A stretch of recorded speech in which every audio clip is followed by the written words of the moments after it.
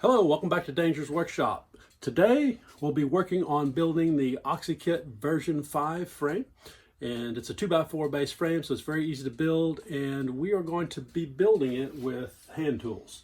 Reason for that is in some places you may not have access to power tools like a traditional miter saw. That would be my first choice for making these cuts, but we're going to do it manually. And so with that said, let's get started. So I've got a long piece here that I'm going to cut my side rails out of, and I printed from the OxiKit website the plans, and I've got detail on all of the different areas of the frame. And the part that I'm interested in is right here. I want to know how long these side rails are, and I can see they're 30.5 inches long. So I'm going to mark this board accordingly. 30.5. I'm going to continue that mark all the way across with my tri-square. And I'm going to line it up in the miter box. Okay, and so now we're ready to make our first cut.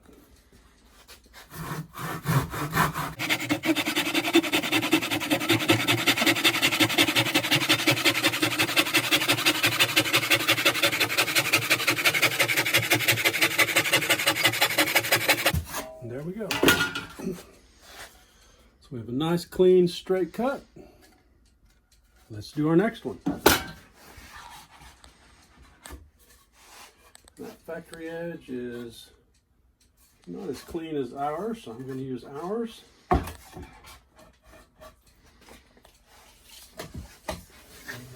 Put another mark, 30.5. I'm going to continue that all the way across the board.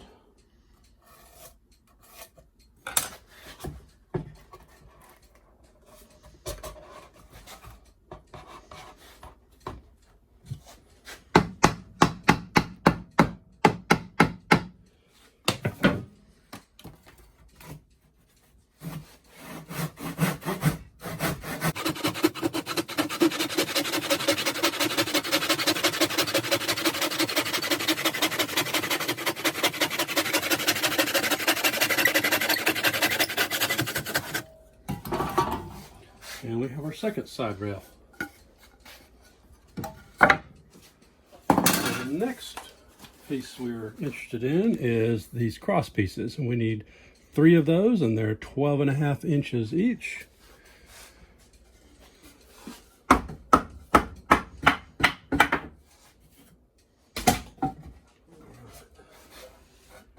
edge is nice and clean, so we'll use that one. Make our mark.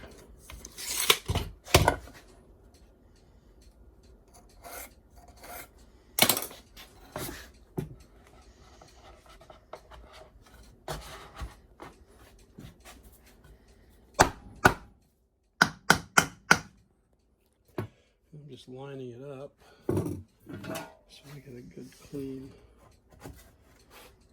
accurate cut. Back a little bit.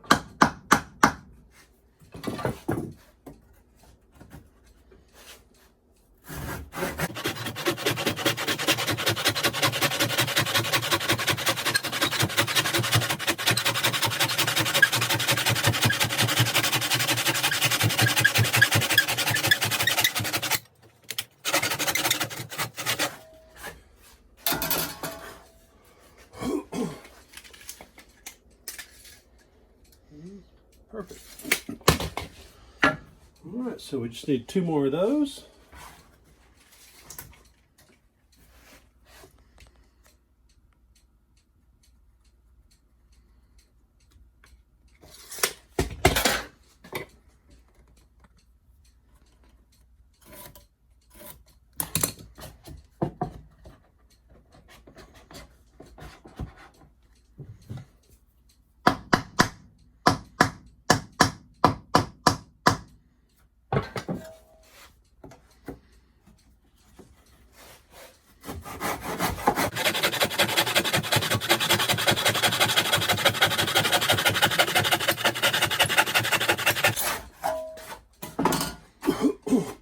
One advantage of using the 2x4 as the centerpiece for the miter box is it grips very tightly and you don't actually need clamps.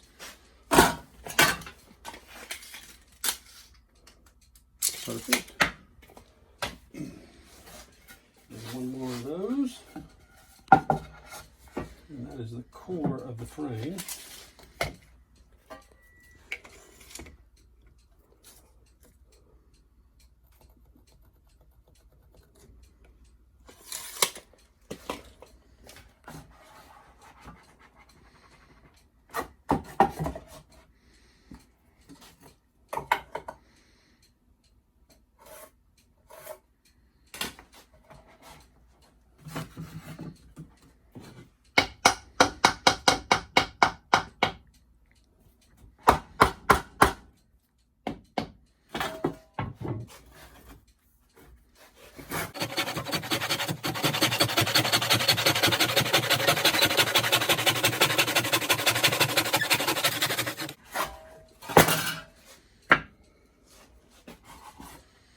Okay, and now we need our cross pieces, and this is where the angle section of the miter box will come into play.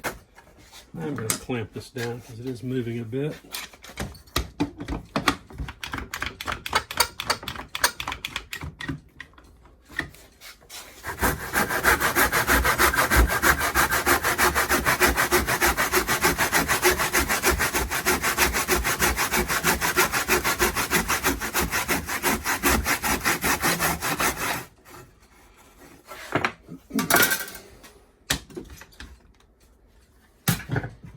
So the long side of this is 8 inches, as we can see from the detail here. So I'm going to make a mark, 8 inches.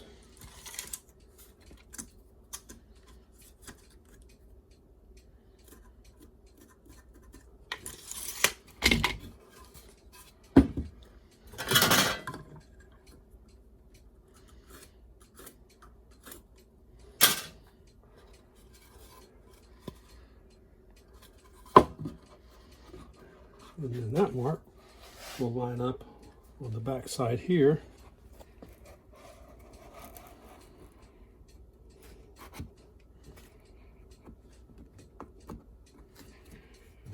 And I do want to clamp that.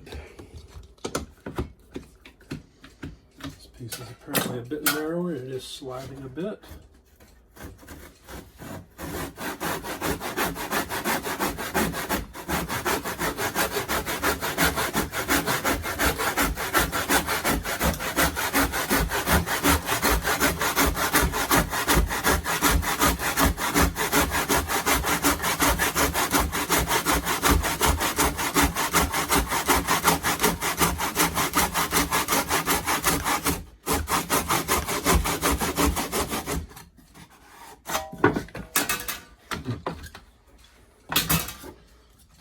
So we have our first brace, and we can use this piece and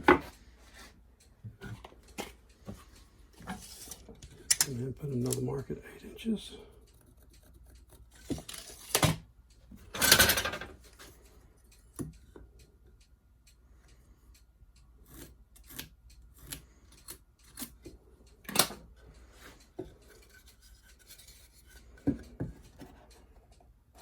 We're going to need to go this way. And line that mark up on that cut line.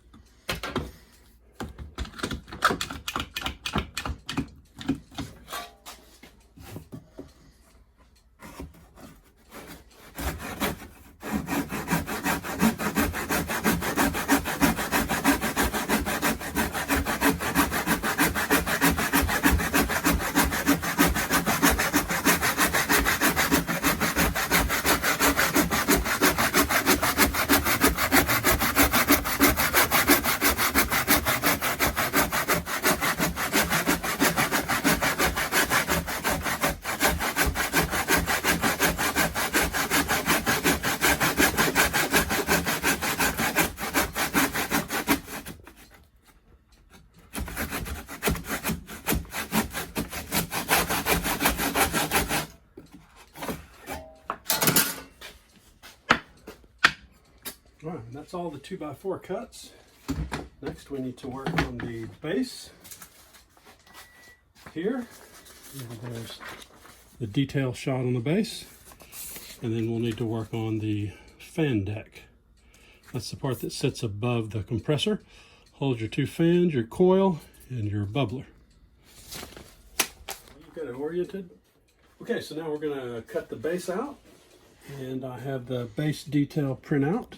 And I can see I need a piece 15.5 by 15.5.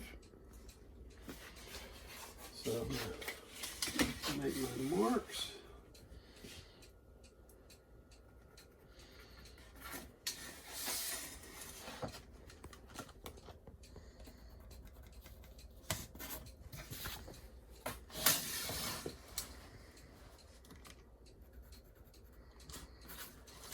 I like to make 3 marks when I'm doing cuts like this. That way if I mess one up, I'll see it.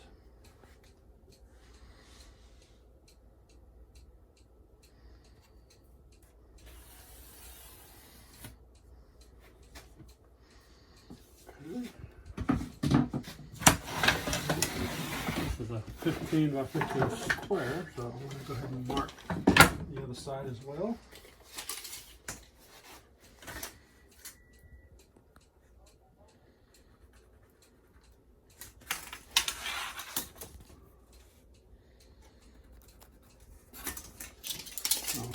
Circle them for visibility.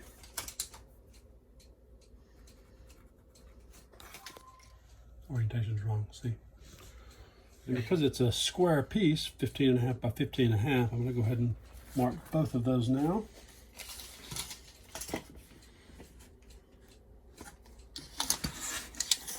So I've made my first mark. I'm going to go ahead and make the second one.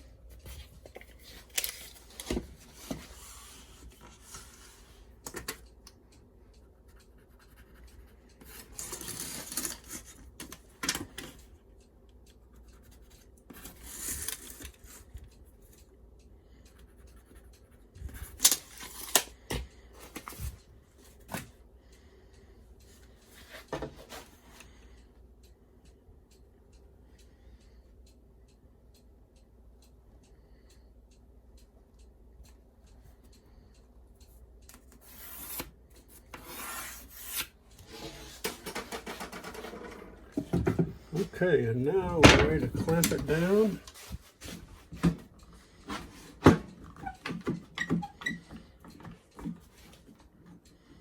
Use a 2x4 to keep my saw upright.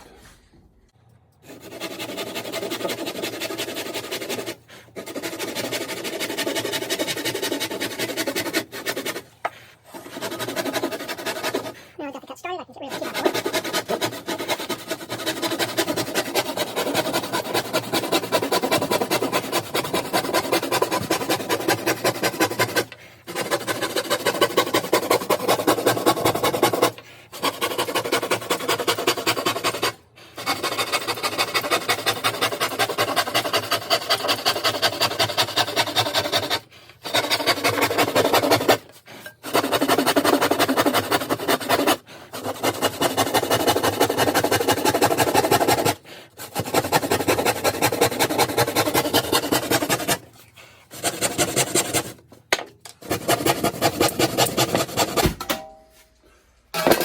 First cut's done.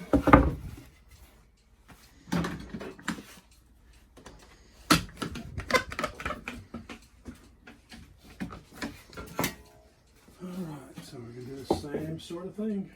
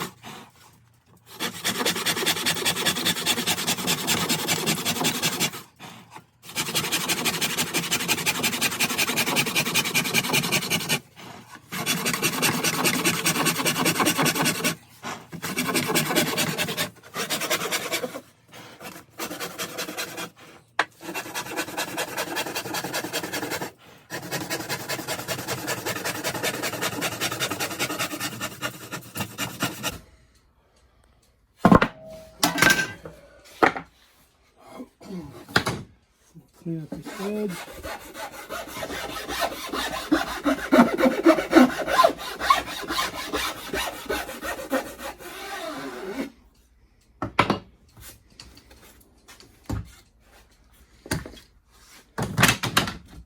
And we have our base. Okay, so we're ready to move on to the fan deck. And I'm going to cut that out of 1/4 inch MDF. You could do this out of 3/4 inch MDF as well. I'm going to use the 1/4. It's going to be a little easier to work with just because it's thinner. And we've got some perforations to make in it, so that'll make it much simpler to do those as well. So first step is making our marks. So we have a 12.5 by 12 inch panel to cut out. So I'm going to make the 12 inch cut here.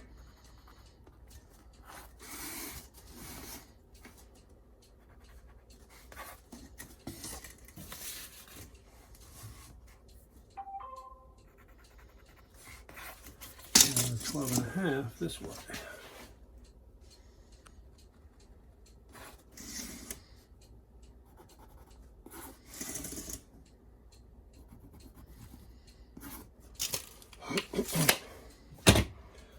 So we'll first be making a cut down this line. Mark that.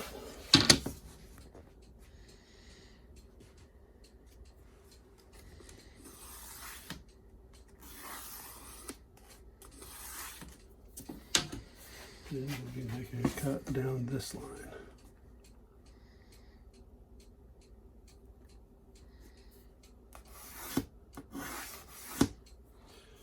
And so this will be our actual piece.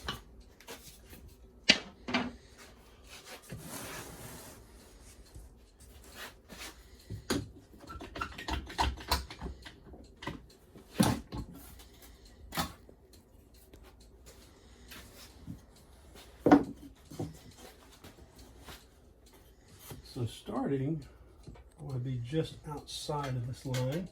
I'm going to put my 2x4 right on that line, so I end up cutting next to it.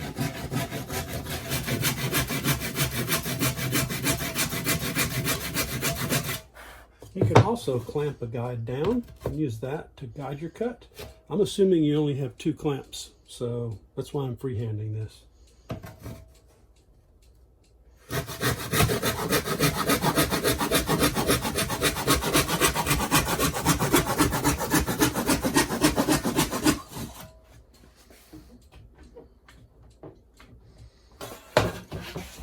Turn this one up, just get in the way of my saw blade. Just slide this out just a little bit, get a little more elbow room there.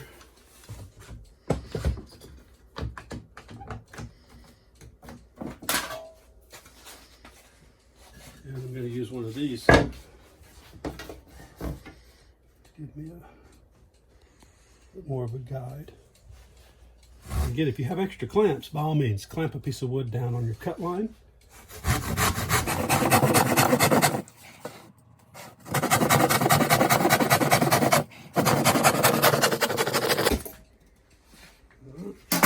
First cut.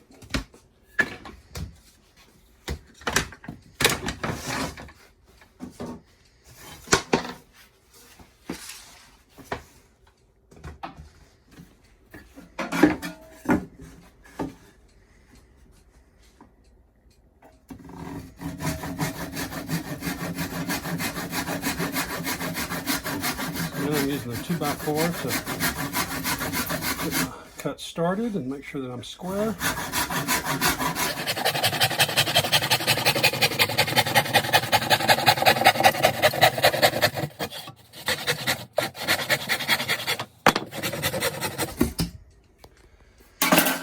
And there's the fan deck. And clean up the board.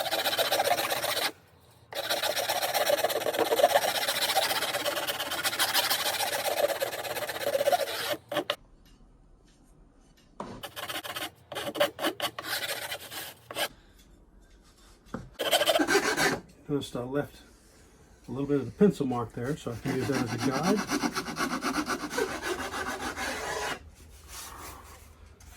There you go.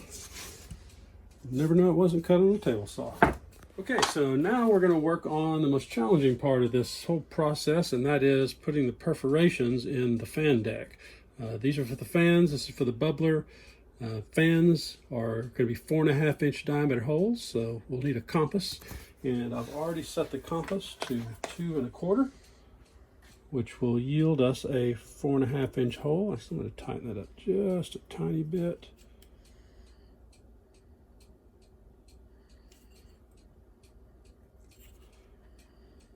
And then that will give us the hole size we need. So on our diagram here, we can see the center of the holes are 2 3/4 in from each edge. So I'm going to make those marks. So 2 3/4 from here, and 2 3/4 from here.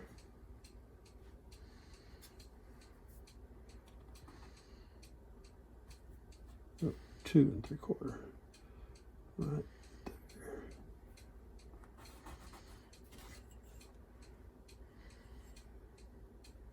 Yeah, that's good. And here we got 2 3/4.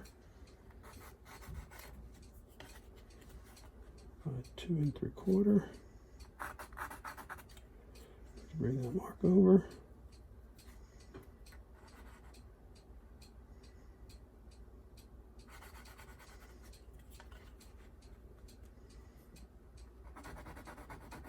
All right, so that's where we'll place the tip of our compass.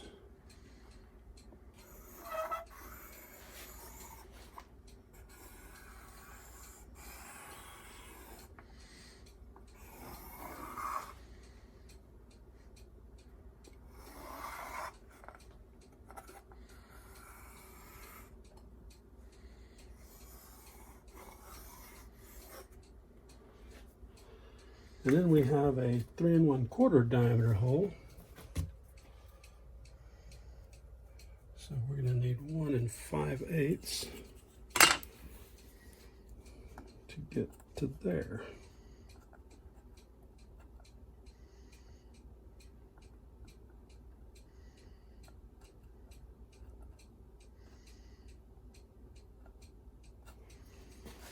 Let's double check that on a piece of scrap wood. Oops.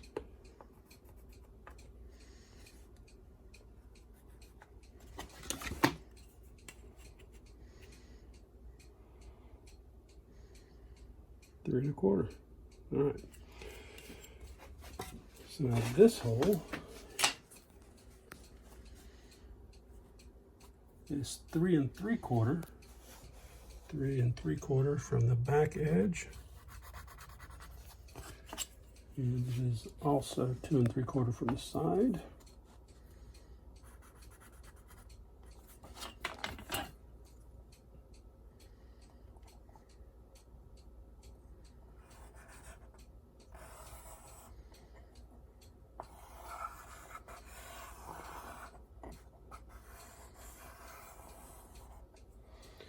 Okay, so we have our perforations marked. Now for this next part, I'm going to need a drill and a drill bit. Okay, so working on the fan deck, we need perforations. One's for each of the fans and one for the bubbler. So there's a variety of ways to accomplish this. Ideally, if you had hole saws the appropriate size, that of course would be the easiest way to do it.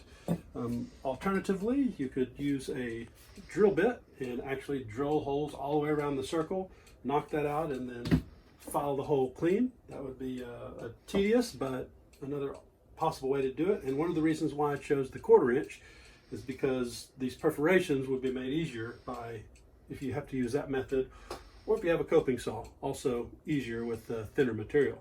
So we're going to do the first one with the coping saw, and I'm going to loosen the handle up here. If you've not used one of these before, it's pretty simple. You have to loosen the handle enough where you can get the blade out. And let's see, I'm going to go through this way. Let's see which way my blade is facing. Okay, the teeth are facing towards the handle. That's the way I want to be. So I'm going to put that through.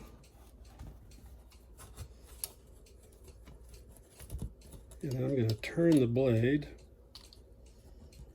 I want to be walking around the outside. I'm going to hold this guide to keep the blade straight while I tighten it.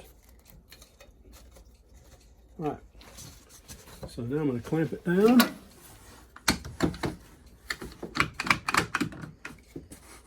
Right there where I can work.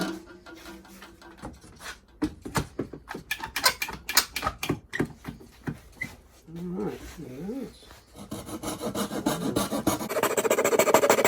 So it kind of stay inside the ropes.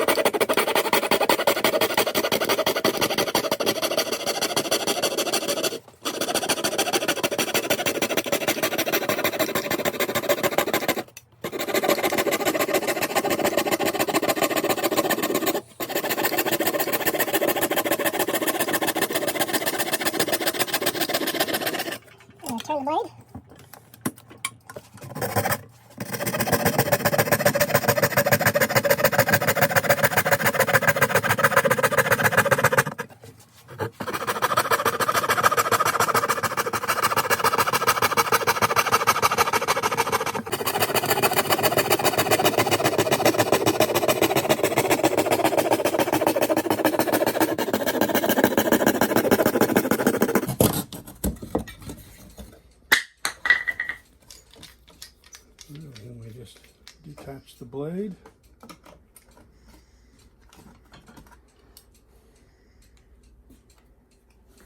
We're going to clean up this hole. Let me use the rough edge of the rasp.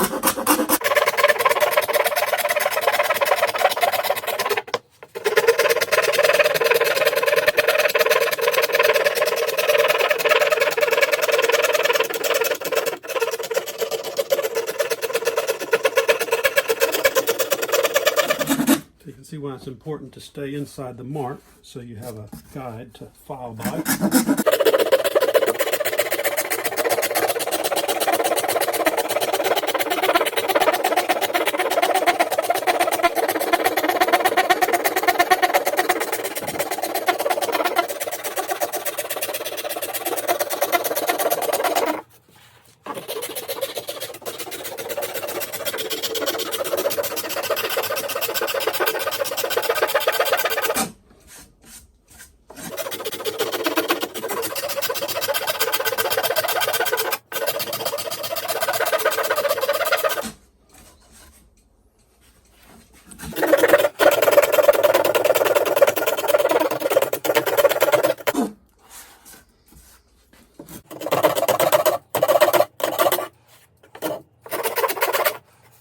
So I got it roughed in pretty well. We'll clean it up with this.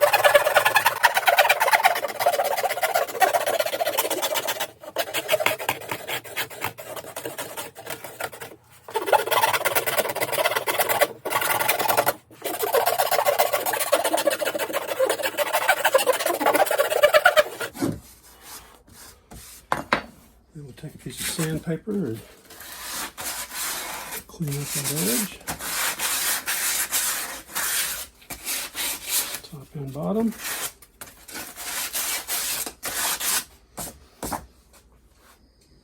And there's your first perforation. So we just need to do that a couple more times and we're in business. Okay, so let's assume you do not have a coping saw or a hole saw, but you have a drill. You can still do it.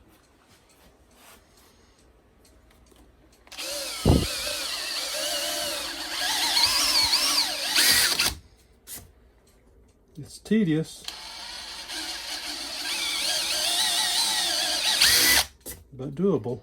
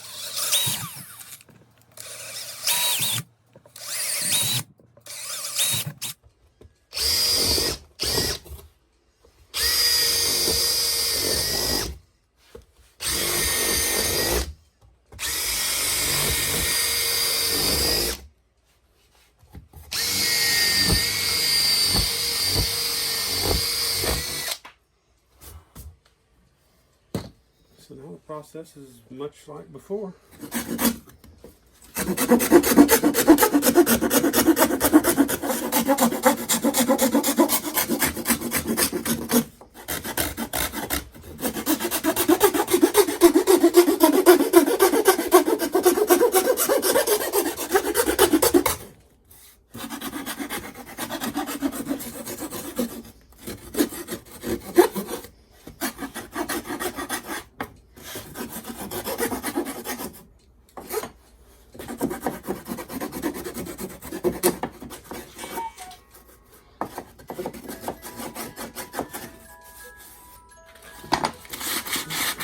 Sandpaper, clean that hole up.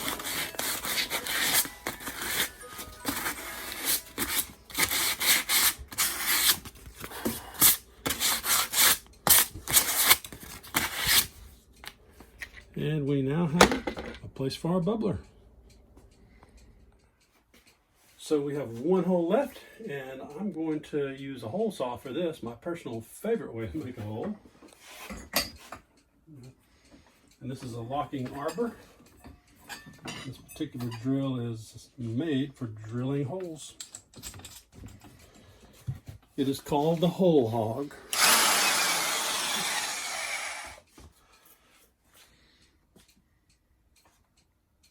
And this is by far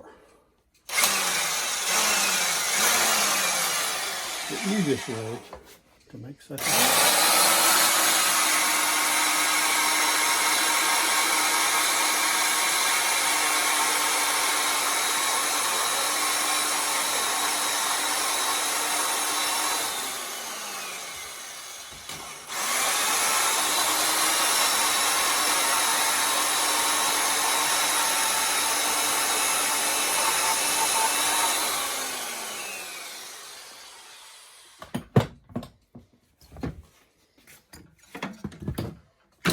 This hole won't require all of the cleanup. You can put it with the sandpaper.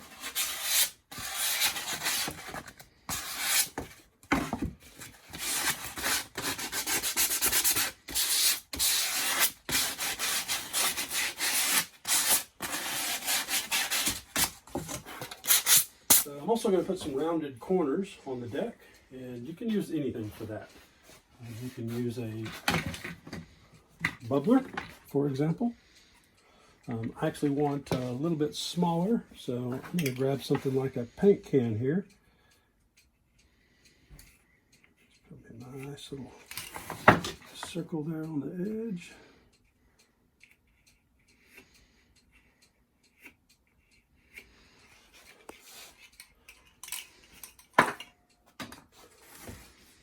And then we could file that off. We could clip it off. We could saw it off. I'm going to take the bulk of it off with this saw.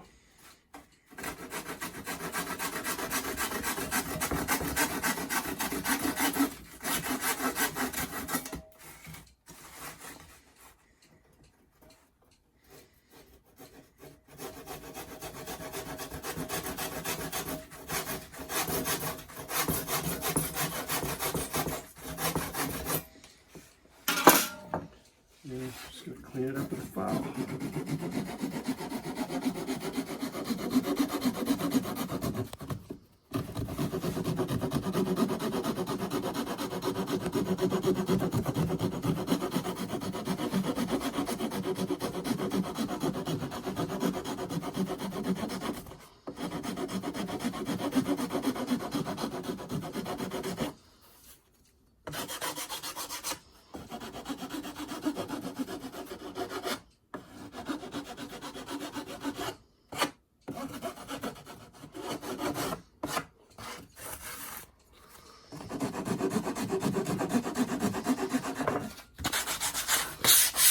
Take that edge off the board all the way around.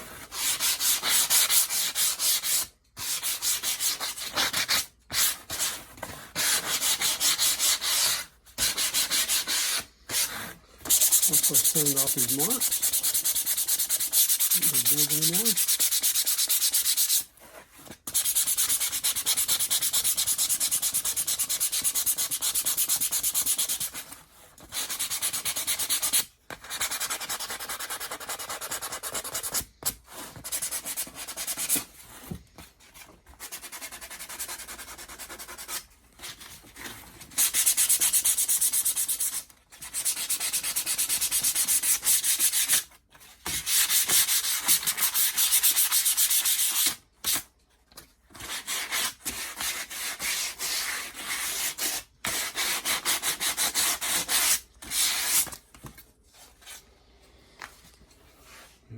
have the completed fan deck, and each of the 3 holes cut using a different method, and they all produce the same result. So you've got some options there. So the final piece on the frame, aside from assembly, is to put the rounded corners on the base. And so I'm going to do that now. And use the same method that we used on the fan deck.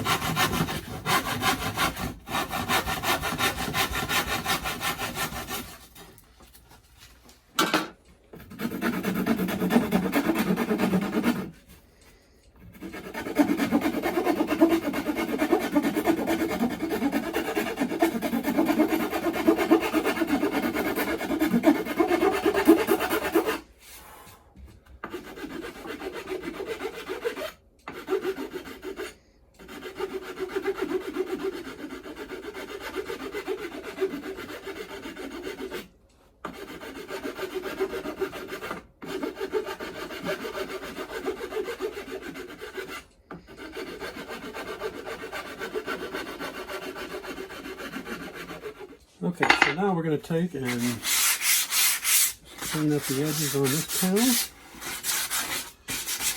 I think this is 120 grit sandpaper.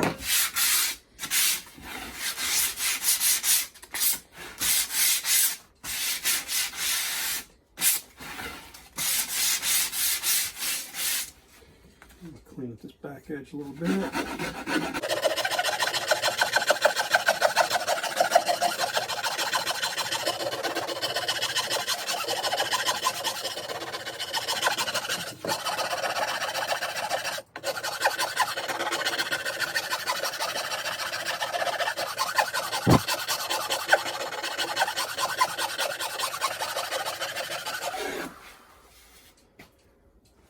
Use the overcut and file method, you can get very straight cuts. As you can see here, that's not bad. 100% by hand.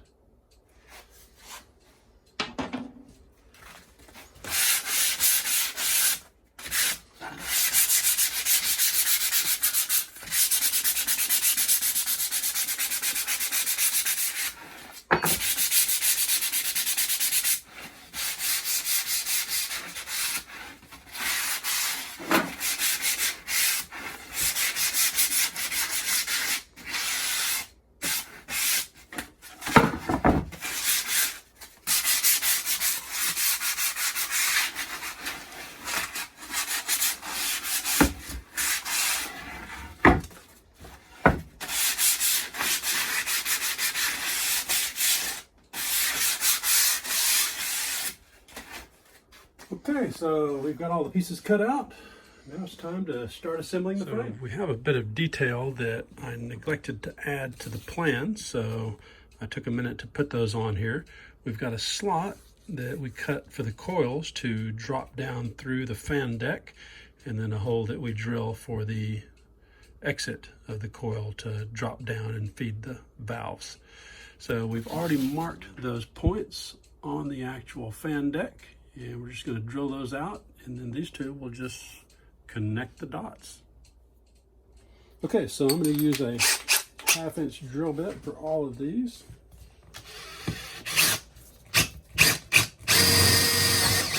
The location of these is not hypercritical. It just lets the fan coil have a channel to bend down through.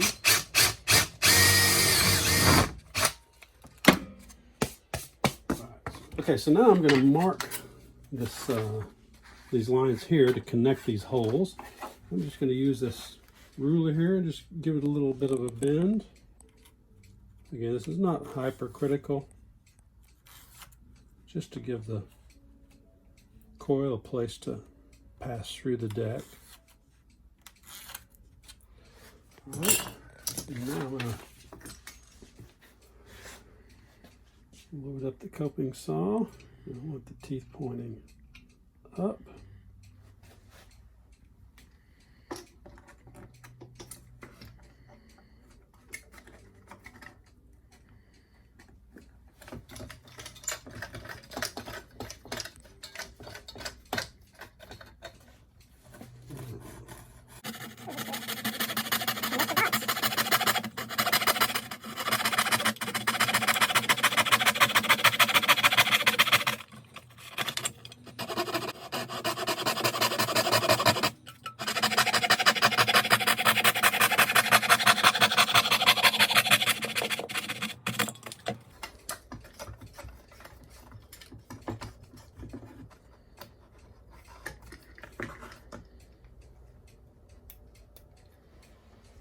Now we just clean it up just like before.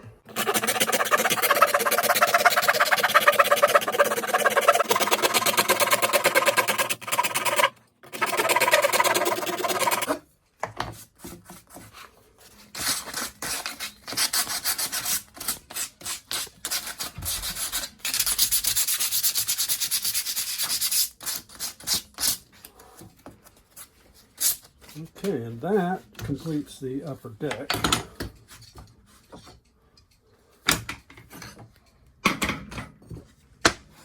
Okay, next we're going to drill the holes, which we'll run tie wraps through to hold the sieves in place. So you'll find those on the plan, and we're just going to make those measurements. So we're going to come in 3/4 from the side. And again, not hypercritical. These are just holes for tie wraps. We're going to come over 3.5,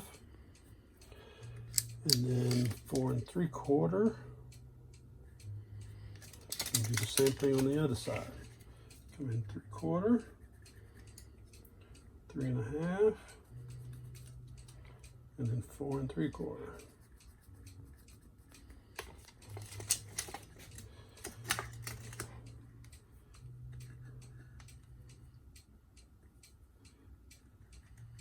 Marking the center of those, 1 3/4.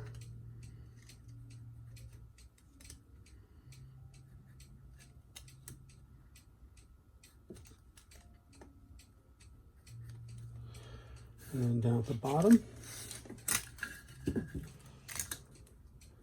get the same thing, 3/4 and 3.5, except we don't have center holes at the bottom, so we'll need to mark those.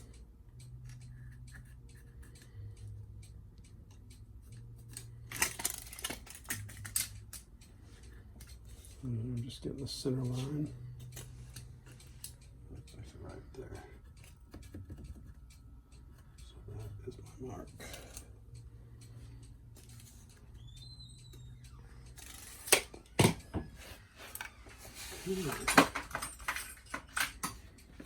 This is optional, but to keep my drill bit from walking, I'm just going to put a little starter hole there.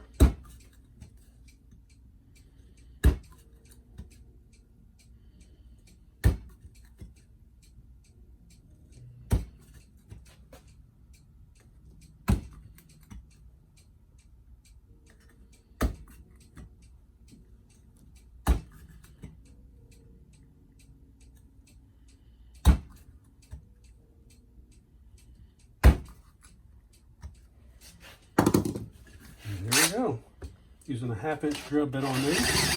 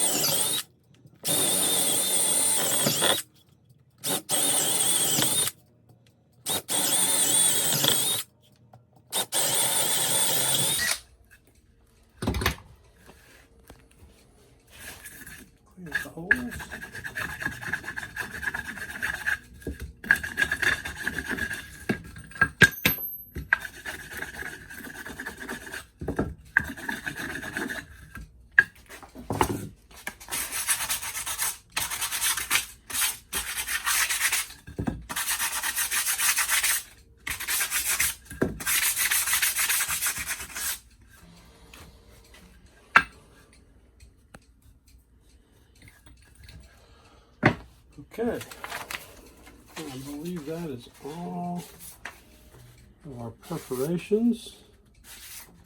Yep. So now we're ready to start bolting the frame pieces together. Start with the side members. Switch out to my driver bit. And I'm using the square drive because I like the way those lock on. They don't slip, and they stay in place much more effectively.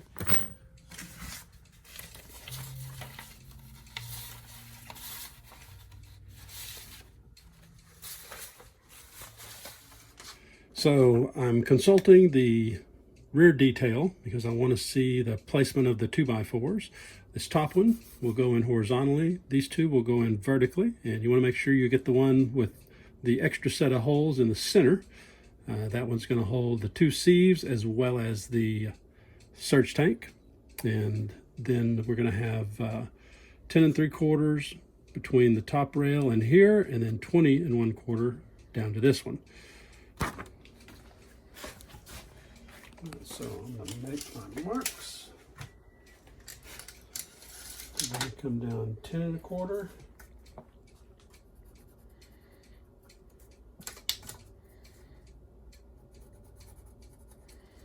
And then we're going to come down 20 1/4.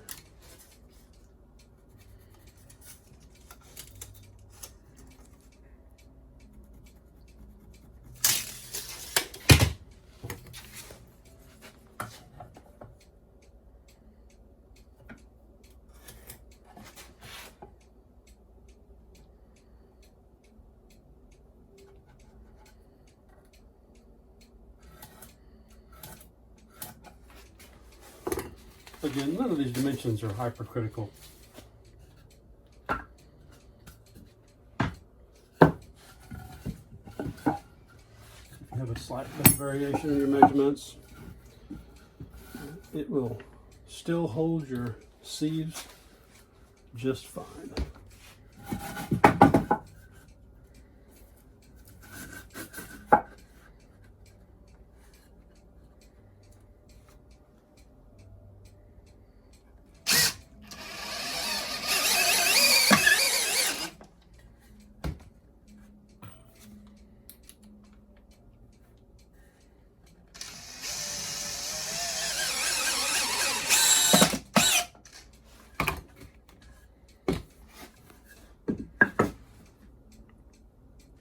I'm just lining the top edge of this up with the mark I've made here.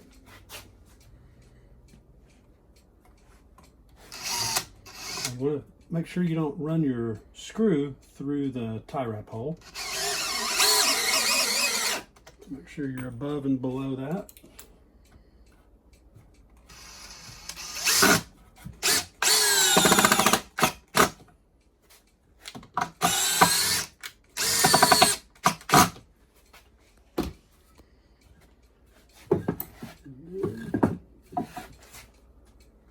Lower one, and the top of that one is at 20 1/4.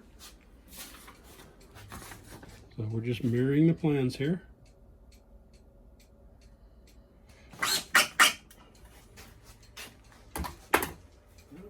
Flip it around.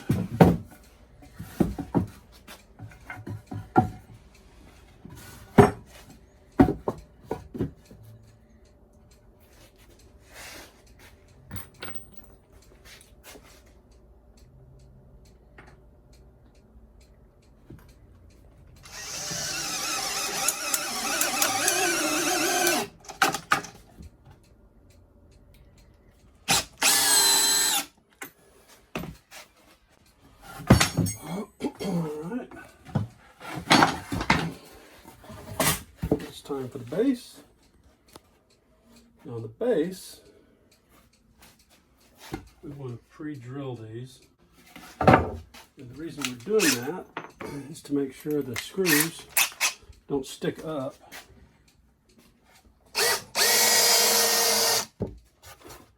and into your floors, countertops or wherever you're going to have your machine sitting.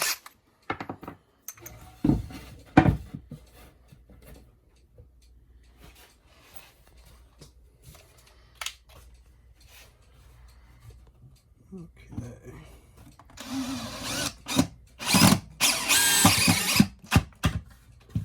This 2x4 is tweaked a little bit, so I'm going to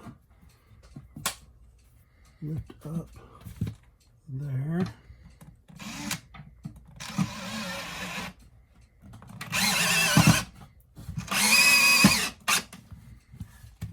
And see, it's lifted on this side. We're going to push that down.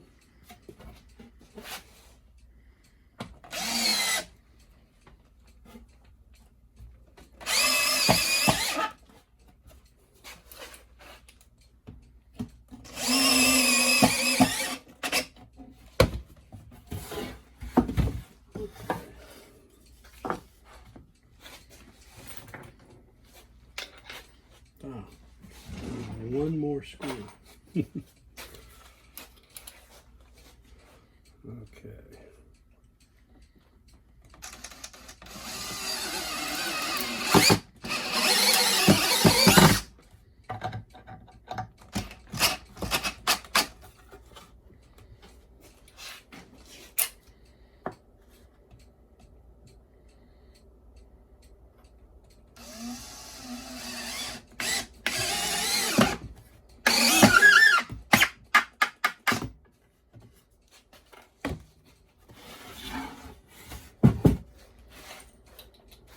Oh, I need counter seat these as well. So, counter seat bit once again. And I gotta make sure I come in far enough so my screw doesn't go through the front of the brace.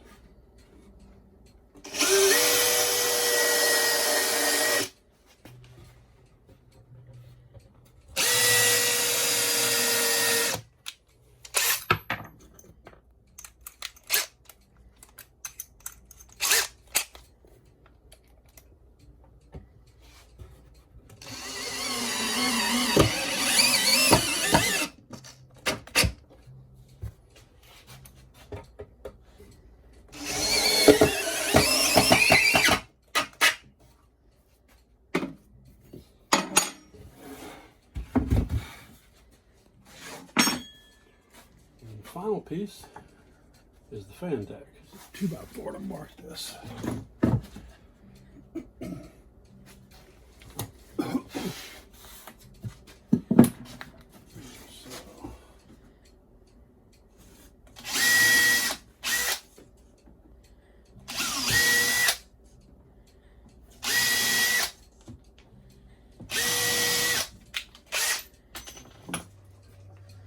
Going to go right here, and I should have done it before I secured this piece in place, but I didn't, so I'm going to back that out.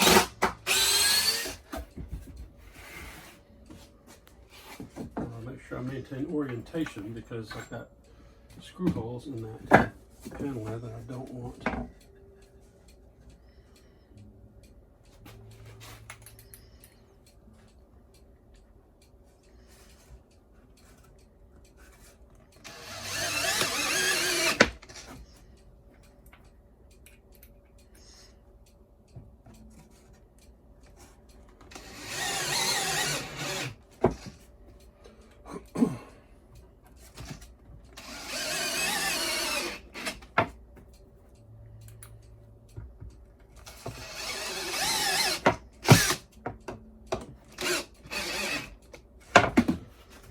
Those screws are a little longer than we need, but I like that head because I want it to bite really nicely into the wood there.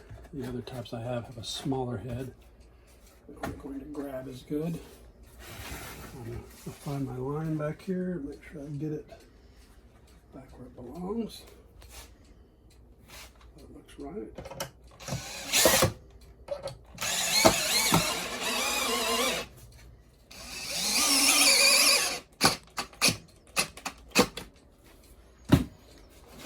Frame is now complete, and as you saw, it can be built entirely with hand tools.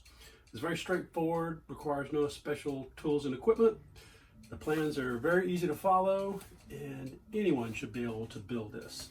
So now we're going to call this a wrap and move on to assembly. Let's build a machine.